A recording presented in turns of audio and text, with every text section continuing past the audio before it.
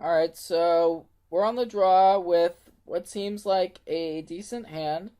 So I like keeping this. Um, we'll see exactly what our opponent is playing.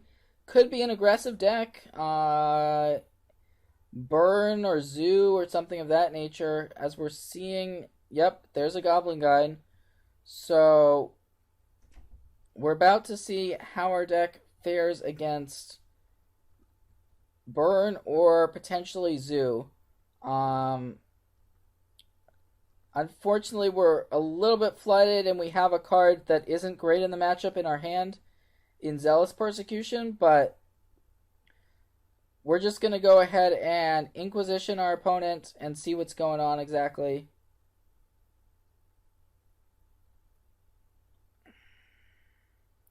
So it is Burn, and it actually looks like our opponent has all spells in hand, which is probably bad news for us. The Grim Lavamancer we can take out with our Persecution, so we definitely don't want to take that. Generally, I just take the burn spell that deals the most damage, so that's the Boros Charm. So we'll just go ahead and take that. But if we don't actually draw an answer to this Goblin Guide, we're going to be in trouble for sure.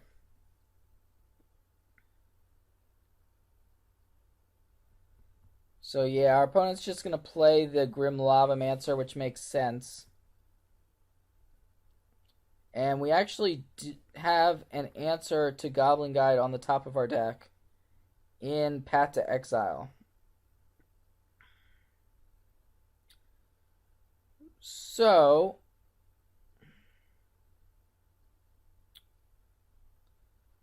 now the question becomes, do we path the Goblin Guide right now, or do we Persecution away the Lavamancer?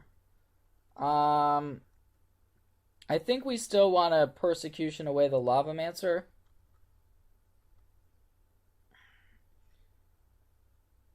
Because both of them are going to deal us 2, but leaving the Goblin Guide in play means we get more looks to try to filter through the lands we have on top of our deck.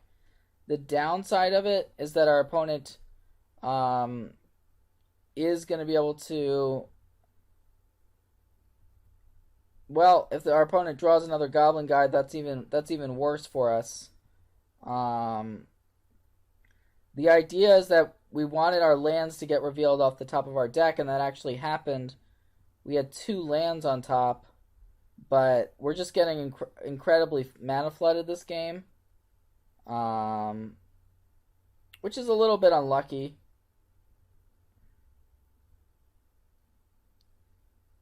The Shambling Vents is a source of life gain, and Sorin could potentially become some life gain as well, so we'll see if there's some way we can crawl back into this. We also have Timely Reinforcements in our deck. That would be one of the better draws at this point.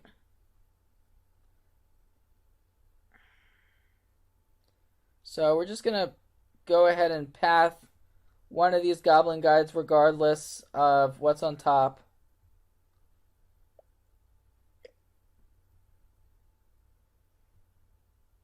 And yep, we're just drawing a number of lands. It looks like we do have a Lingering Souls. But going down to 9 is pretty bad for business because our opponent is just going to be able to suspend Rift Bolts and have Lightning Bolt available.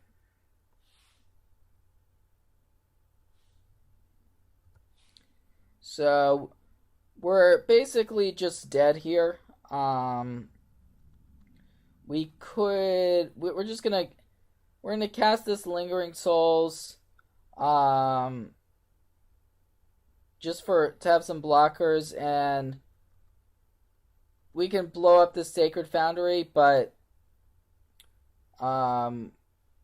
we know we know we're gonna be dealt a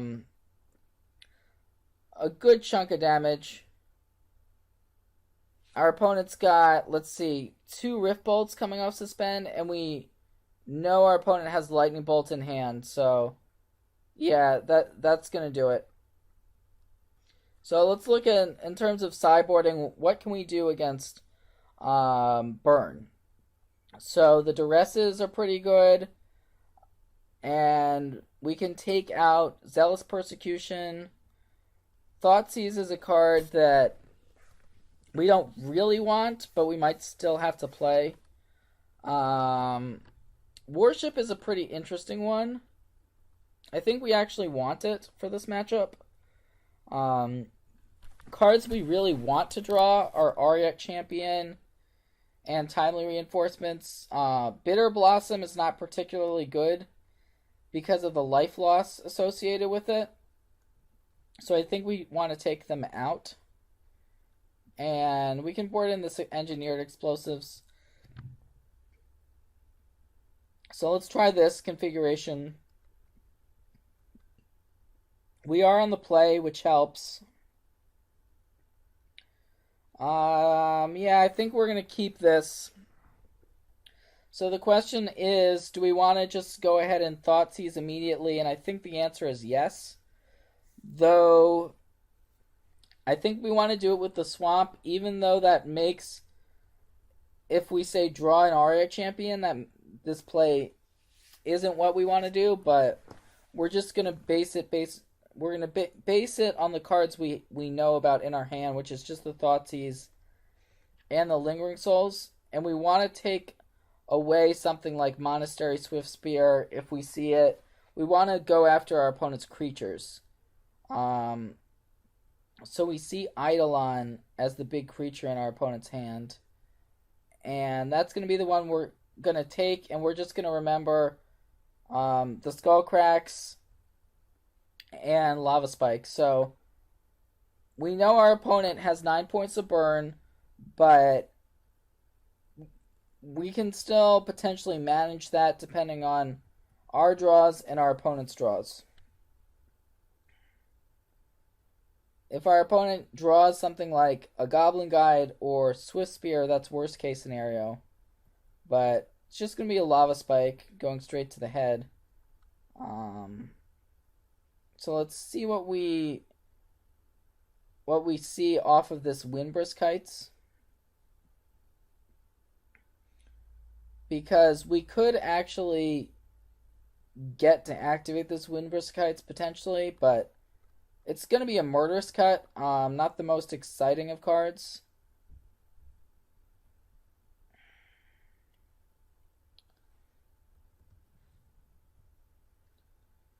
So if our opponent just starts skull cracking us, we can try to race with just Lingering Souls. But we'll see. If our opponent's main phase cracking the fetch, that could be bad news. Because something like Eidolon, which we already took out of our opponent's hand, is just going to be very good here. And it looks like our opponent did draw a copy of Eidolon of the Great Revel. Luckily for us, we just found a Timely Reinforcements off the top. And so I like just going ahead and casting it here. That was our best possible draw.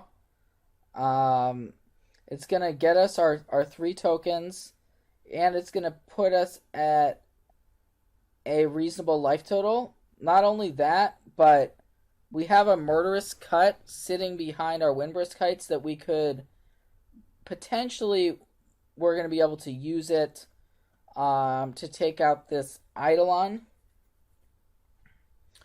And our opponent was tapped out, which meant that Skullcrack was not an option which was available.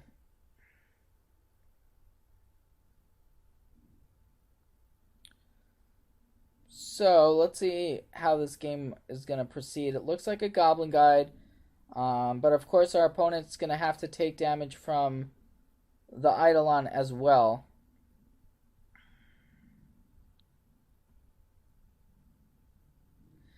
And so it's definitely an interesting decision if we want to make any blocks with our soldiers, as it looks like our opponent is getting aggressive, playing out these creatures. So we know exactly the contents of our opponent's hand.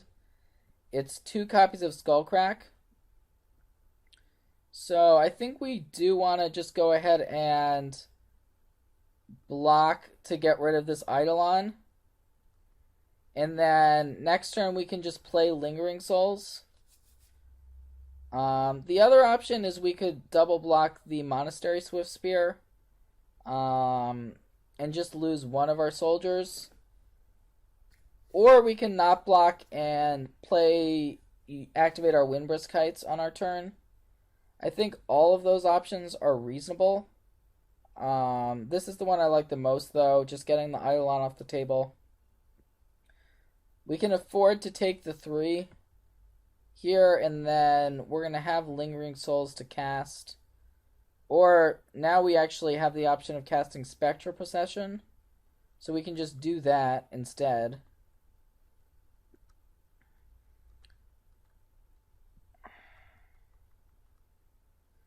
So we're just going to cast Procession, and I think we can just start getting in there.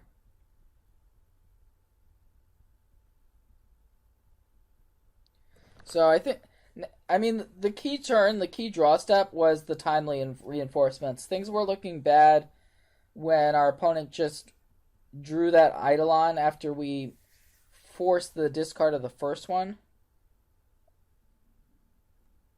So our opponent's draw step was Riftbolt, so we know that we're up against 2 copies of Skullcrack.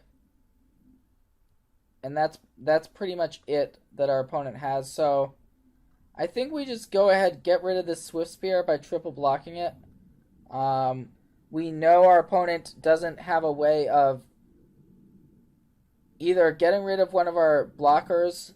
Our opponent can Skullcrack us and get rid of 2 spirits, but that's completely fine. And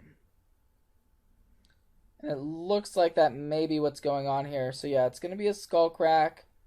And so this is going to put us down to 11, and our opponent has a Riftbolt coming off Suspend. So we're not completely out of danger zone yet.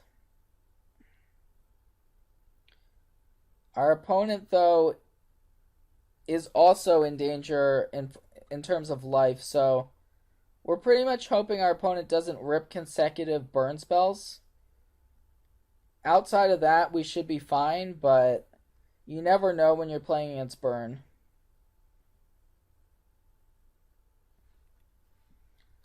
So this turn is just going to be casting Lingering Souls and flashing it back. We now have Slaughter Pact, which we can use on this Goblin Guide if we choose to. So our opponent's basically on a 2-turn clock. This Riftbolt's going to take us down to 8. The Skullcrack in our opponent's hand can bring us down to 5. But that's as far as it's going to go unless our opponent draws more burn. And it is going to need to be 2 burn spells because there's no single burn spell that deals 5 damage in our opponent's deck, almost certainly. So we know we have Raise the Alarm on top. We're just going to go ahead and Slaughter Pact away the Goblin Guide. And hopefully we just don't get double top decked out of this. But we know that burn plays a lot of actual burn spells. So it is possible for us to lose the game still.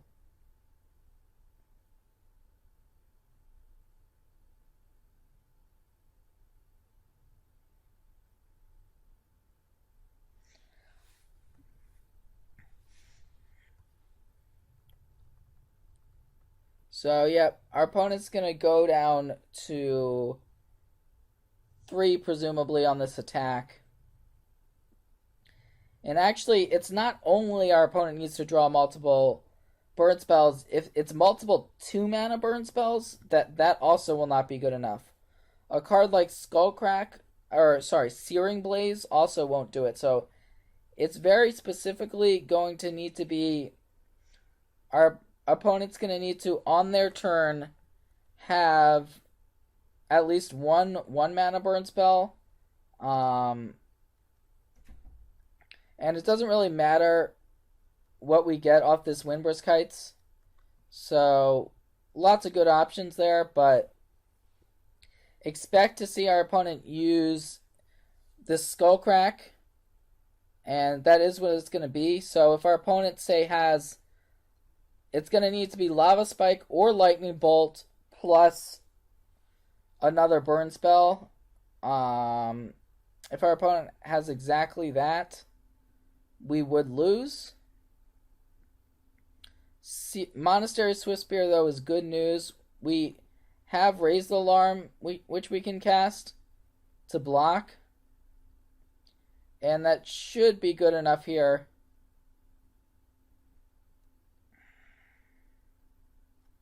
Yep, okay. So, we are going to be able to force a game 3. In terms of the configuration for our deck, the Thoughtseize actually seemed like we wanted it in that game.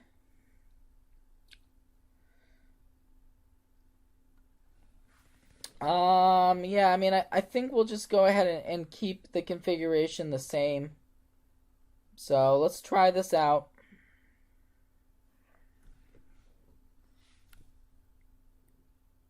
We are on the draw, so that's definitely a disadvantage. This hand, for instance, would be very good on the play because we could start off with this Inquisition, but now if our opponent has a Goblin Guide like they do, it's going to immediately be able to get in. And unfortunately, the card on top is an Intangible Virtue, which isn't what we wanted. But I think we want to go ahead and cast Inquisition now. And then next turn we can go Thoughtseize plus Path. But it looks like our opponent actually has 2 business spells. So the choice is between Monastery Swiftspear, Eidolon, and Lava Spike. I think we take the Swiftspear here. It's not really what we wanted to do because our opponent is still going to be able to play Eidolon.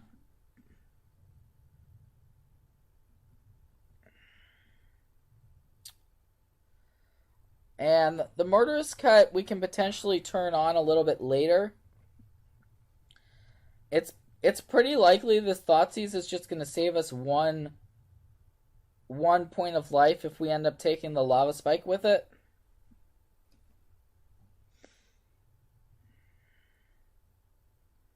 So expect to see Eidolon come down, our opponent bring us down to 16. We can then path the Eidolon and Thoughtseize our opponent, but we're definitely going to deal ourselves a lot of damage, and we don't have a real threat yet.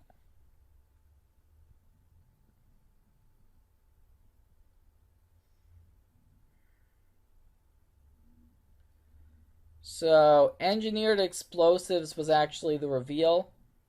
I don't think that changes our play.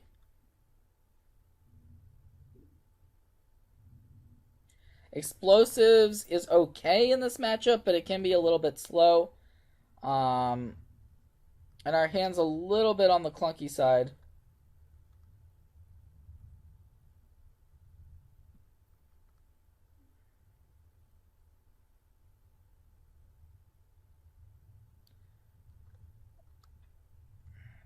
So it looks like our opponent actually drew Boros Charm. So we're going to take that one. So now our opponent can bring us down to 9. And then the Lava Spike is going to bring us down to 6, essentially. So we definitely hope this Goblin Guide reveals a land.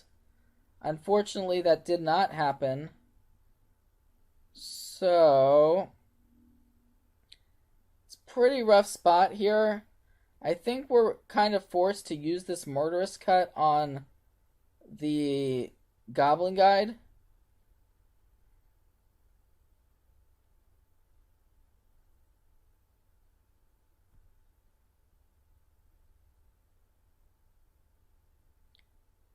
And so Aria Champion is the card that is now being revealed to the Goblin Guide. So Aria Champion is a good card. It's just we can't actually cast it right now with the lands we've drawn. We're going to go ahead and Murderous Cut the Goblin Guide, but things are not looking particularly good. So let's just go ahead and play. Well, we can Inquisition our opponent first, and just pray that this isn't actually a spell, which it looks like it is. So the Skullcrack is going to bring us down to 3. We can play this Engineered Explosives for 1. The Grim Lavamancer is going to ping us down to 1. So yeah, I mean, we're in a very bad situation here.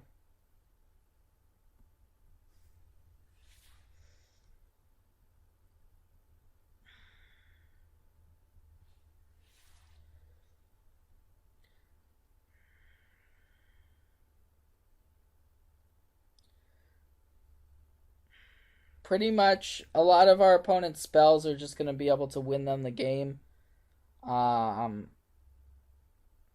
It looks like maybe this draw step was a brick. We drew a fetch land, but we're not even going to be able to sacrifice it after this Grim Lavamancer activation.